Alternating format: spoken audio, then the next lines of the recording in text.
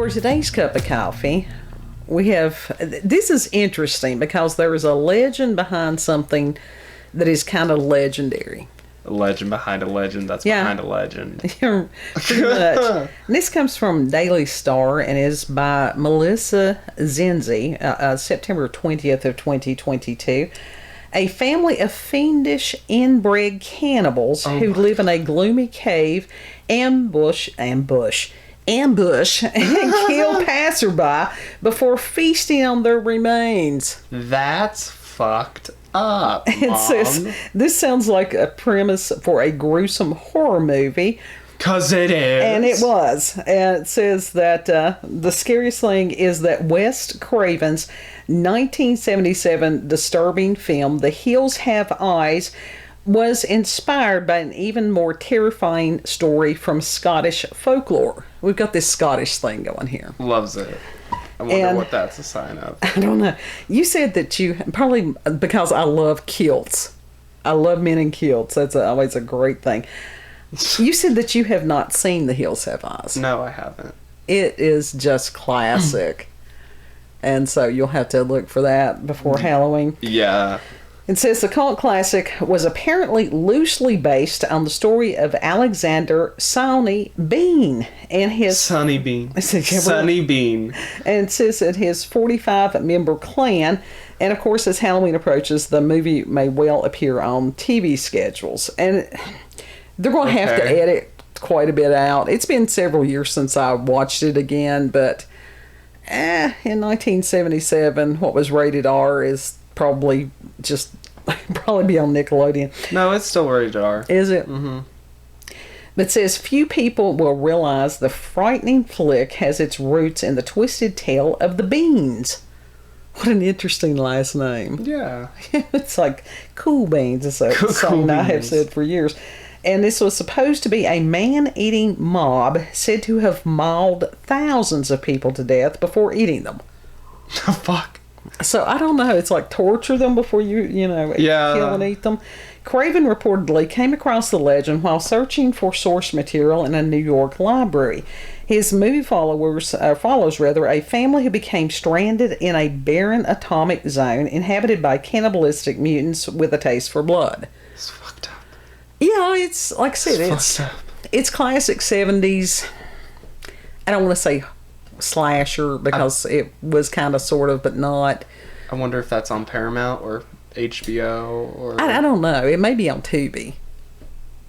You know, it was in the same era as Texas Chainsaw Massacre. I don't know which film came. Yeah, I don't know which one of them came out first. It says that while many believe that Sonny's story to be true, some historians have doubts about its validity. So nonetheless, it remains part of Scottish folklore and was grisly enough to catch Craven's eye. According to legend, Sonny was born in East Lothian in the 1500s. Lothian.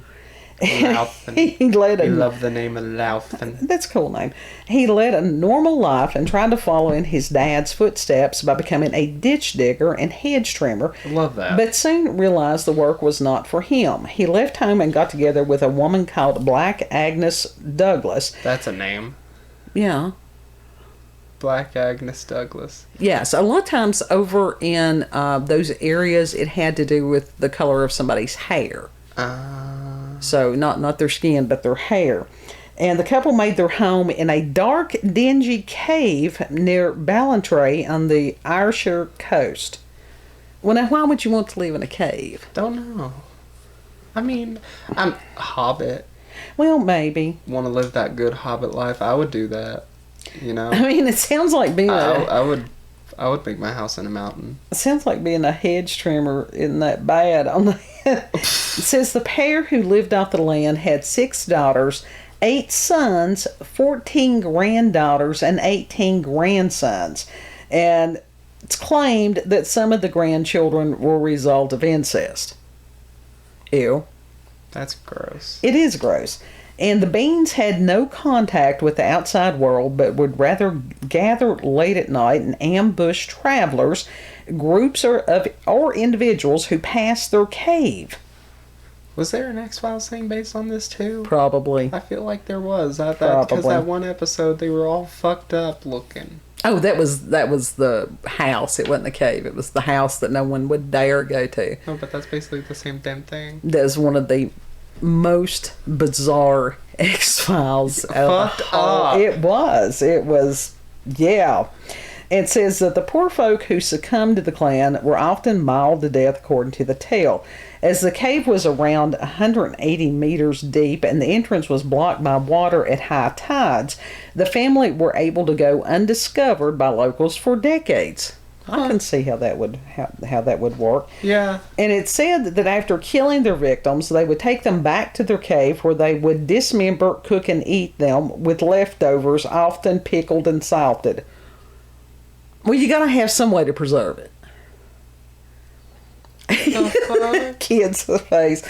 Body parts were apparently often found washed up on nearby beaches, and it has been estimated that over a 25-year period they killed and ate 1,000 people. But as more people vanished into thin air, locals eventually began to take notice. Well, no shit. Yeah. It's like, where's Billy Bob? He's been gone for a few weeks. It says searches were launched to find those responsible, but they were never found. During one hunt, the search party found the cave, but refused to believe that any human could live in it. Assume nothing. Y'all know what can be done with the cave? Yeah. It says a particularly macabre part of the story involves a couple who were traveling on horseback from a fair when they were ambushed by the beans. The woman was dragged off the horse and mauled to death. Her husband was said to have witnessed the clan slitting his wife's throat, ripping open her belly, and feasting on her entrails. Well, why would they do that there? You know, when it was talking about that they would go back and prepare the bodies for consumption. Uh-huh. And it says that a group of 30 or more fairgoers appeared on the trail, and the family fled before they could turn their attention to the husband.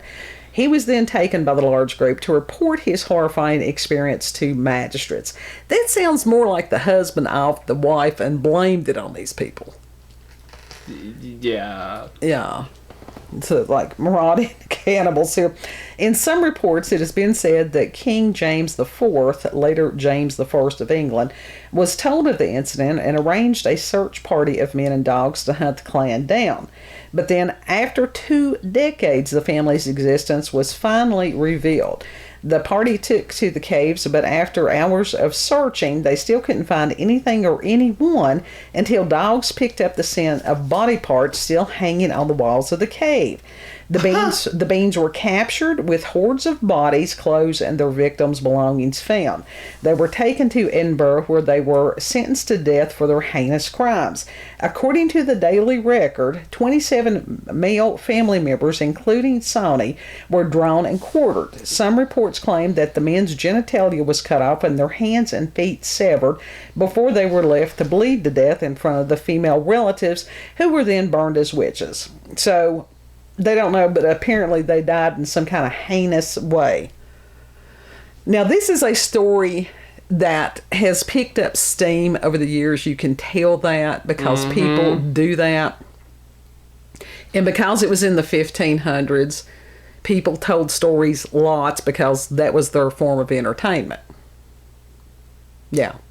Love that. And the movie The Hills Have Eyes is great. And one of the reasons that it is so iconic was this one actor, and his name is Michael John Berryman. And he's the gentleman that has he has a very characteristic look. So I will try to find, I'm sure I can find a picture of him and insert that, somewhere towards the end. Yeah.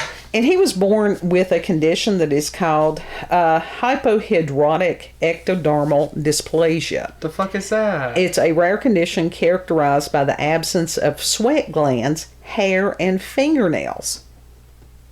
Huh? And his unusual physical appearance has allowed him to make a career out of portraying characters in horror and B-grade movies. Huh. Okay. So I thought that was pretty cool. Instead of having that as a disability, he made that very much into an ability. And he's a good actor. Yeah. From what he does have sort of a very frightening appearance. Uh-huh. But some of the things that I have read about this gentleman over the years, they say he is just a wonderful human being.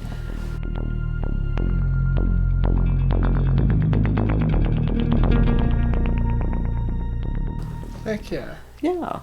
So some of the people that look the scariest are not always the scary. Right. Some of the ones that look like the normies, those are the scaries. Yeah. But a lot of times people don't think about these writers like Wes Craven coming up with ideas. They just think that they sit there and it drops on them out of the air. But a lot of people, they do the research. They put in the time and the effort to find some of these legends, and that's where some of the stories come from. And we had reported, it's quite a few cups back, about this ring that had been found. And that ring? Was, and that was probably one of the things that Tolkien used as far as the Lord of the Rings, because of the legend around that item. Okay, that's pretty damn cool. Yeah. Yeah. All kinds of cool stuff. Yeah. So, myths, legends, all those things. And if anybody is a writer out there and would like to share stories with us on that, do so. That'd be great. Yeah, please do. That'll be awesome. Don't be sending us no nasty stories. I don't want to read the nasty stories. I really don't. No. And it's like, I certainly am not going to share that through a video. We have limitations on things. I'm good. If you have had experiences with paranormal, supernatural encounters with UFOs, aliens, cryptids, yes, inspirational things, send us an email, cupofcoffeewithscream@gmail.com. Email address will also be in the description box as well. Yeah, and if you like this video, don't forget to like, share, comment, and most of all, subscribe and click that notification button for daily notifications of our daily uploads. Thank you all. Have a good. And it's like, I'm sure everybody's like, her voice sounds really screwed up. It's like allergies. They are just still messing with all of us, especially since we've had rain, and now we'll have mold, and it's like we are waiting for frost. I hate it. I hate cold weather, but that's the one thing about it, that it will kill some of the allergens. Yes. So that's what be going on with the voice thing. It's just like, I've had people on the phone going, "You sound weird." Yes, I feel weird.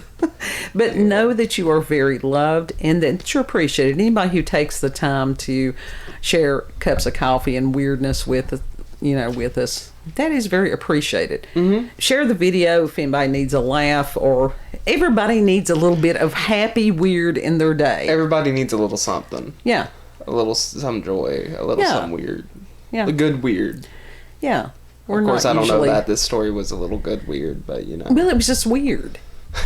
It's just weird because people in history have done some very bizarre things. People today do some very bizarre things. Yeah. I mean, it's just like the Jeffrey Dahmer thing and other people. Did you see the show? No, I haven't Apparently seen. It's making people sympathize with him. Well, I tell you something. I don't know. There was part of me that always, I'm not. What he did was heinous. It was truly and totally heinous. But from a psychological standpoint, I understand why he did what he did. And it was him. He cannibalized these people so that there would be a part of them with him always, as far as where he would not be alone. Yeah, which is piteous. It is piteous. That doesn't mean what he did was right. That doesn't excuse what he did. No, not at all. But there's some, where I have a bit of empathy for him. Some of the other ones, like John Wayne Gacy, or some of these other ones, no, they should have just been taken out and flayed. Yes. Yeah, they should. Anybody that would hurt a kid, no. That's it. Wood chipper. Yep. Period. Yep. So, on that note, we'll see you on the next cup. Bye. Bye. Yeah.